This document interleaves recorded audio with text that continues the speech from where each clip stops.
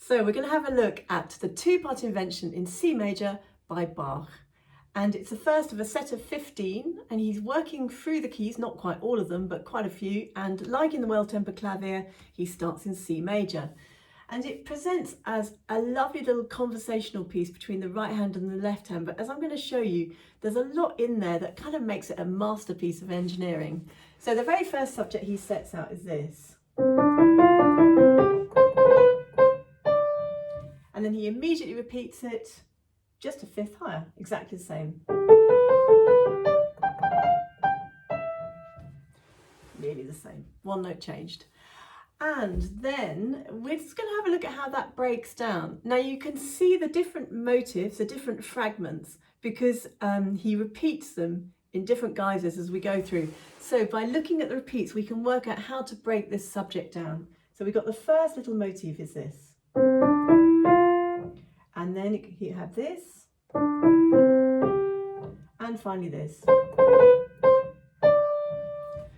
Now, have a look as you go through the piece. So immediately we can see in the left hand we've got this first motif, and then we've got it the same. Now the clever stuff really starts now. So as you can see at the beginning, we've got 4 notes up. Now what he does in bar 3 is he does it upside down. So instead of having this, we have an upside down version. And it repeats all the way down. If you listen to this whole section, you can see how it's made up.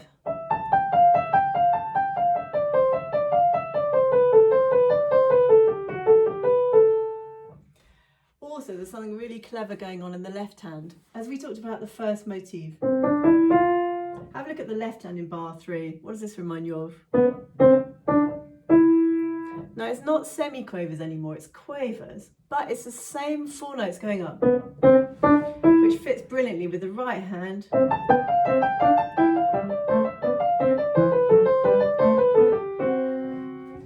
So you can see what he's doing there. And then if you look through the whole piece, we've got things like this, repeated in the right hand.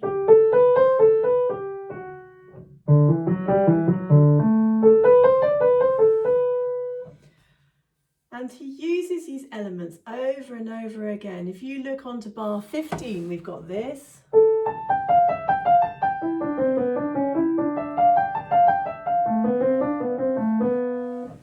And so on. So with a bit of hunting, you can see that the whole piece is made up of these different motifs that he set out in the very first bar.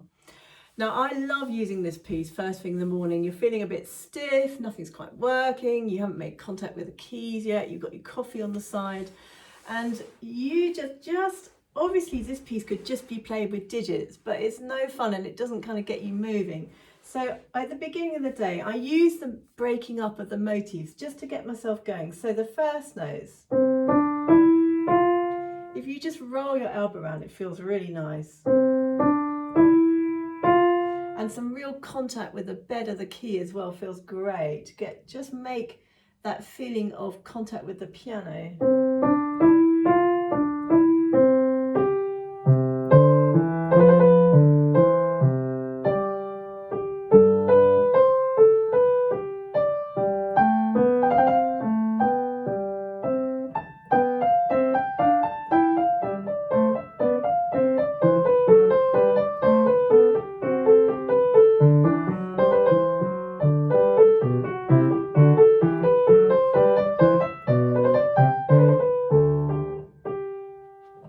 And so on. It just feels, it's just such a nice way to start the day. Something about the C major as well. And you can experiment with the quavers, make them a little bit longer, a little bit shorter, you know, play around.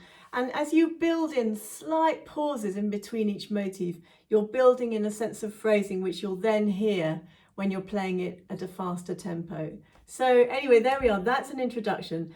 It's a wonderful set, this set. I've been working on this since the summer and it's now December, and there's so much to find. Every time I go back to them, I find a little bit more in these wonderful pieces.